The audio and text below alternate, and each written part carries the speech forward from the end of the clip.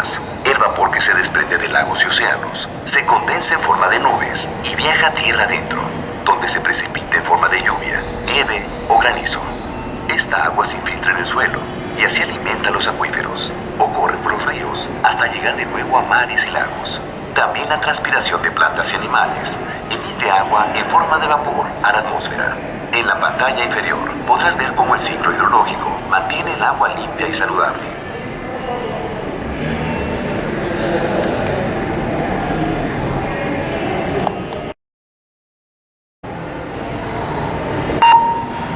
Como puedes ver, los volcanes cuando hacen erupción y los seres vivos liberan dióxido de carbono. A su vez, las plantas lo absorben y a través de la fotosíntesis liberan oxígeno. El océano también forma parte importante de este ciclo al absorber carbono por medio de la fotosíntesis marina. En la pantalla inferior podrás observar cómo la cantidad de carbono en la atmósfera ayuda a regular el clima de nuestro planeta.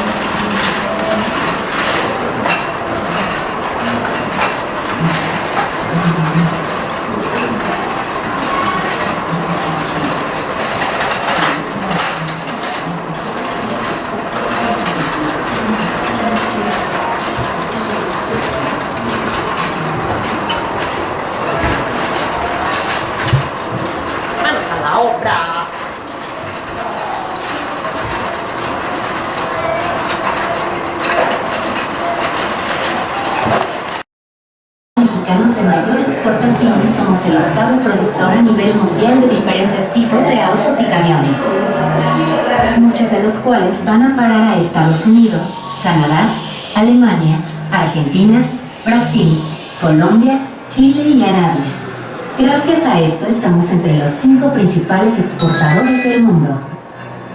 Las plantas de autos ligeros están en Puebla, Coahuila, Guanajuato, Sonora, Aguascalientes, Baja California Norte y el Estado de México. Mientras que la industria de camiones pesados está en Nuevo León, San Luis Potosí, Hidalgo y Querétaro. Estos estados se encuentran entre los más desarrollados en infraestructura, capital humano y comunicaciones. Así, nuestra exportación de vehículos mueve nuestra economía.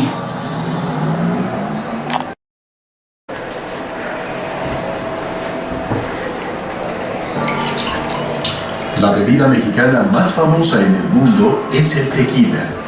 Y es que solo en nuestro país se puede producir, porque es un producto registrado internacionalmente con denominación de origen. Su nombre lo toma de un municipio en Jalisco, en donde se cultiva y produce el agave azul, la principal materia prima. También hay otros 4 estados que cumplen con las condiciones geográficas para cultivar esta planta: Guanajuato, Michoacán, Tamaulipas y Nayarit, que están en la provincia del Altiplano mexicano y que comparten las mismas condiciones de lluvia, clima y tierra. México es el único productor y exportador de tequila en el mundo.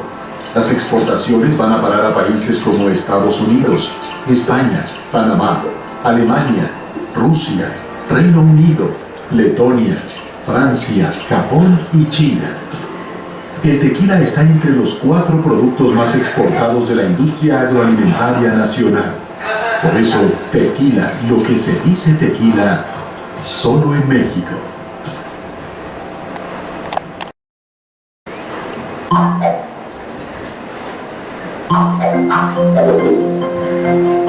El consumo de gasolina en México es muy alto. México produce cerca de la mitad de la gasolina que consume, y el resto la importa principalmente de países como Estados Unidos, Países Bajos, Italia, Finlandia, Rusia, y va destinada sobre todo a la Ciudad de México, el Estado de México, Nuevo León, Jalisco, Guanajuato y Coahuila. Sin embargo, aunque somos un gran productor de petróleo, no tenemos suficientes refinerías como para abastecernos de todo el combustible que se necesita. El uso de energías alternativas podría ayudarnos a reducir nuestra dependencia de gasolina. Por ejemplo, los autos eléctricos y los biocombustibles obtenidos de desechos sólidos. ¿Estaremos listos para usar este tipo de soluciones? ¿Tú qué opinas? Exportación. El video, ahí. El petróleo es el principal producto energético que exporta México. Estamos entre los 10 países en el mundo con más producción de este combustible fósil, junto con Rusia, Estados Unidos, Arabia Saudita y China. Una vez extraído del subsuelo, el petróleo es vendido a países como Estados Unidos, España, India, Holanda, Canadá y China. Los principales productores son Campeche, Tabasco, Veracruz, Yucatán y Chiapas, que están agrupados alrededor del Golfo de México, donde están nuestros yacimientos. La venta de petróleo representa aproximadamente el 10% de todas nuestras exportaciones y es una importante fuente de ingresos para nuestro país. Por todo lo anterior, el petróleo es el principal combustible de nuestra economía. La cerveza mexicana se puede encontrar prácticamente en cualquier parte, desde Vietnam hasta Polonia. De hecho, de cada 100 cervezas que se toman en el mundo, 4 son mexicanas. Y es que producimos 8.000 millones de litros al año. México está entre los 5 países que más producen en el mundo y es el segundo en Latinoamérica, después de Brasil. Nuestras cervezas provienen de Zacatecas, Coahuila, la Ciudad de México, Nuevo León y Oaxaca. Se toman sobre todo en Estados Unidos, Chile, Australia, Canadá, el Reino Unido y China. La cerveza es uno de los productos mexicanos de mayor exportación. Superamos a países como Holanda, Alemania y Bélgica. Como puedes ver, gracias a nuestra cerveza, la economía mexicana está en boca de todos.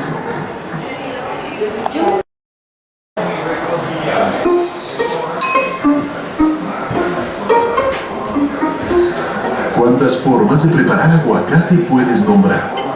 Esta versátil fruta, originaria de nuestra tierra, se puede comer de muy distintas formas. Michoacán es el estado en México que más aguacates produce, pues 8 de cada 10 toneladas vienen de ahí. Aunque también se da en Jalisco, Estado de México, Nayarit y Morelos, estados con climas templados, subtropicales y que favorecen su desarrollo. Nadie produce y exporta más aguacate que nuestro país, pues la mitad de los aguacates que se comen en el mundo provienen de México. Nuestros aguacates los vendemos sobre todo a Estados Unidos, Japón, Canadá, Australia, Argentina y Letonia. Hoy se cultiva y come en muchos lados, pero el aguacate es originario de México y una más de las aportaciones de nuestro suelo al mundo.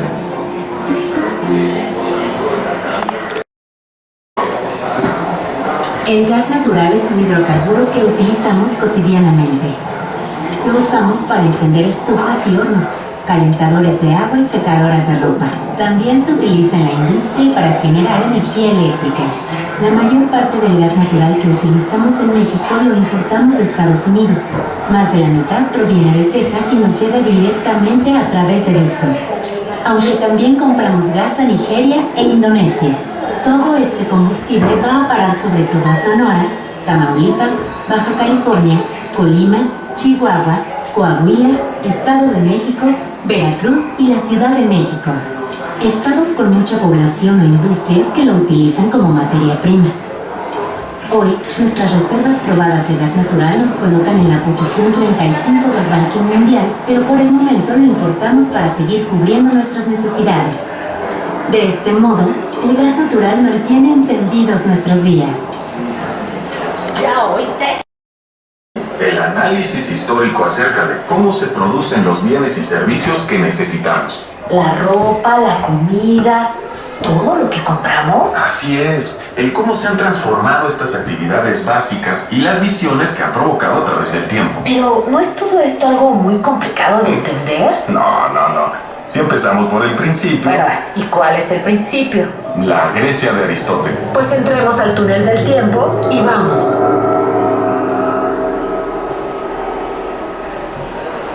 Mira, en Grecia, las actividades básicas fueron la agricultura y el pastoreo de autoconsumo. Los esclavos, la principal fuerza de trabajo. Producían tejidos, piezas de alfarería, metal o madera, pero el mercado era débil. ¿Cómo? ¿No había salarios?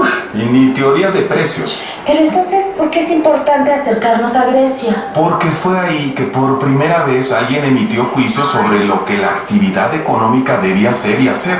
¿Es ético cobrar un interés por prestar dinero? ¿Es correcto tener esclavos? Tengo algunas dudas, pero de que el lucro es una infamia, estoy seguro. ¿Qué es el cambio climático? ¿Y qué alternativas existen para combatirlo? Oye, ¿los romanos se ocupaban de los asuntos económicos? La gran aportación fue el derecho romano, que entre otras cuestiones dio identidad formal a la propiedad privada. La propiedad privada es el poder jurídico que tiene un individuo sobre una cosa. Exacto, poder jurídico que más tarde fue base para desarrollar el capitalismo. Pero calma, estamos en Roma. Aquí también se originó la cristiandad. Y una visión moralista de la economía. Durante la Edad Media, los campesinos comían de sus cultivos, hilaban sus ropas y daban a los señores feudales parte de su producción. El mercado era débil. Sin embargo, el filósofo Tomás de Aquino, retomando las inquietudes de Aristóteles, analizó la equidad en el precio de los bienes. El precio justo es una obligación religiosa. Quien lo quebrante será condenado. A quemarse en el infierno. Como en Grecia y Roma antiguas, en la Edad Media la economía se mezcló con la ética. Apaga ese infierno y prosigamos nuestro viaje. El descubrimiento de América y la exploración del lejano oriente fortalecieron el mercado. Entonces es que aparece el mercantilismo. Entre el siglo XV y mediados del XVIII. Exacto. Los mercantilistas conquistaban nuevos territorios y obtenían materias primas. Decían que para tener una economía fuerte, un país debía vender mucho y comprar poco, así como acumular metales preciosos. Pero, ¿influyeron el oro y la plata extraídos de las minas del Nuevo Mundo? ¡Uy, muchísimo! Representaban poder y seguridad para los países e influyeron en la llamada revolución de los precios. ¿Revolución de los precios? Sí, ante la gran cantidad de oro y plata que había, los precios de los bienes, se elevaron. Pero, ¿y la producción? La producción estaba destinada a la exportación, por lo tanto los salarios eran muy bajos. Los trabajadores deben ganar lo necesario para subsistir, ser menos ociosos y más productivos.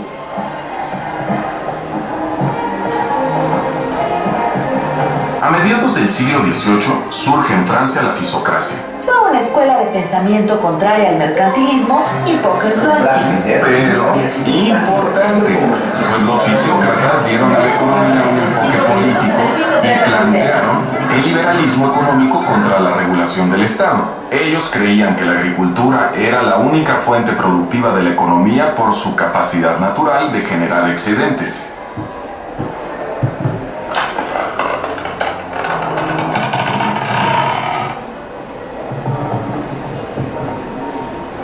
Y a los productos de fábrica los consideraban estériles por no poder multiplicarse igual que una semilla.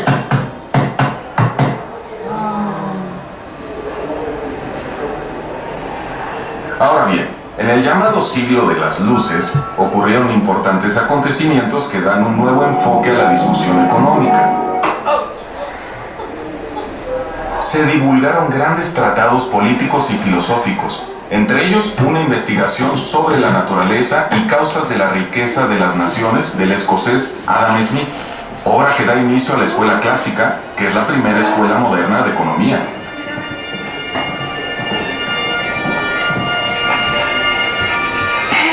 Ahí se habla de la mano invisible. Sí, pensaban que el mercado se regulaba bajo la guía de una mano invisible.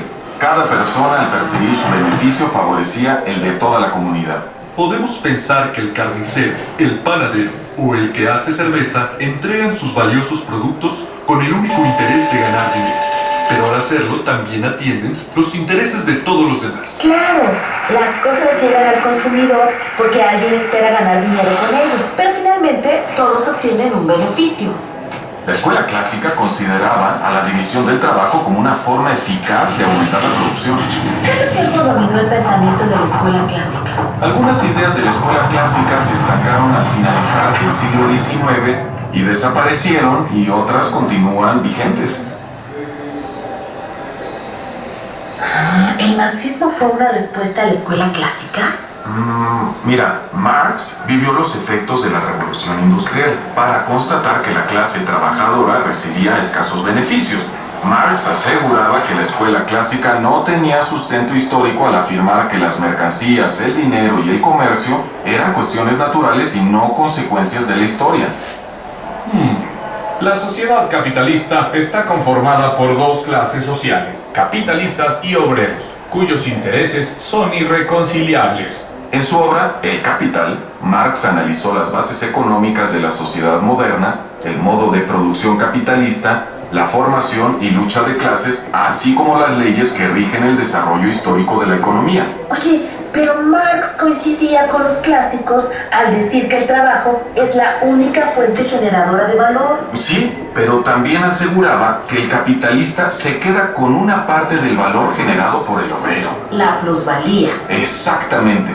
Además, Marx decía que el capitalista, buscando aumentar la producción, reinvertía parte de esa riqueza en tecnología, desplazando a los obreros y formando lo que se conoce como ejército industrial de reserva, mismo que reducía los salarios y generaba más miseria. Ajá, también disminuía el consumo y aumentaba las mercancías en circulación. Un círculo vicioso. Ahora, diversos pensadores en distintos países y casi al mismo tiempo analizaron el comportamiento del mercado y los precios. Muchos coincidieron en sus ideas y crearon la corriente neoclásica. O sea que influyó la prosperidad que estaba ocurriendo en las sociedades occidentales. Claro. Además de la investigación y el conocimiento científico, había un clima optimista que contagió a los pensadores neoclásicos, quienes hicieron suya la fe en el progreso y la bondad de sus resultados. Los neoclásicos fueron los primeros en aplicar el análisis matemático a la economía. Así es. Además aseguraban que los individuos eligen razonablemente para obtener beneficios, sean consumidores o productores, y eso favorece al mercado. Para ellos la competencia era básica. El vendedor siempre querrá cobrar más y el consumidor querrá pagar menos. Al haber competencia, la oferta y la demanda llegan a un precio que equilibra las expectativas de ambas. El mercado se arregla. Es importante el cuidado del agua. Ven al patio principal y reflexiona acerca del uso responsable de este vital. Ni tampoco la existencia de monopolios. No faltes. ¿Cuánto declina la estrella de los neoclásicos? En los años 20 empezó a recibir severos cuestionamientos por su limitada capacidad de respuesta. Definitivamente la crisis financiera de 1929, la caída en la producción y el desempleo masivo fue su El agua desgracia. es fundamental en tu vida. Ven y descubre cómo preservar este recurso natural. La cita es el libre por sí misma sin intervención del Estado. Pero En la 5 economía se minutos. colapsó. En el patio principal de Una la recesión, reserva. pero años después, John No Keynes faltes. publicó su obra Teoría General de Ocupación, el interés y el dinero, que da inicio a la revolución keynesiana, aunque la escuela neoclásica no muere del todo. Creo que estoy escribiendo un libro sobre teoría económica que producirá una gran revolución en la manera de pensar del mundo sobre los problemas económicos. Supongo que no enseguida, sino en el curso de los próximos 10 años. Pero, atención, la escuela neoclásica no termina aquí. Ah, ¿no? ¿Por qué? ¿Qué más dice Keynes? Entre otras cosas, que el mercado por sí mismo no puede arreglar sus desajustes y que el Estado debe intervenir en la economía a través de inversiones públicas. Como la construcción de grandes obras. Sí, en parte. Al principio las ideas de Keynes encontraron resistencia entre los principales economistas norteamericanos, pero con el tiempo fueron aceptadas. Entonces, siguen vigentes. Bueno, sí, después de la crisis del 29, la corriente neoclásica reformula su pensamiento, tomando lo mejor y estableciendo lo que se conoce como la síntesis neoclásica. Entiendo. Una vez más, hay un reacomodo de ideas. En el transcurso del siglo XX surgieron nuevas corrientes como la escuela monetarista, liderada por Milton Friedman. Él propuso regular la cantidad de dinero en circulación para controlar la inflación y adaptó una antigua teoría del dinero. A largo plazo, las variaciones de la oferta de dinero influyen en el nivel general de los precios, pero no afectan a la producción ni al empleo. Uy, suena complicado. Oye, ¿quiénes son los líderes líderes actuales? Mira, en este momento existen otras escuelas o corrientes de pensamiento como las expectativas racionales o los post-keynesianos, pero no hay escuela líder. Continúa el debate pues los desequilibrios de la economía siguen sorprendiéndonos. Digamos que no hay escuela con bola de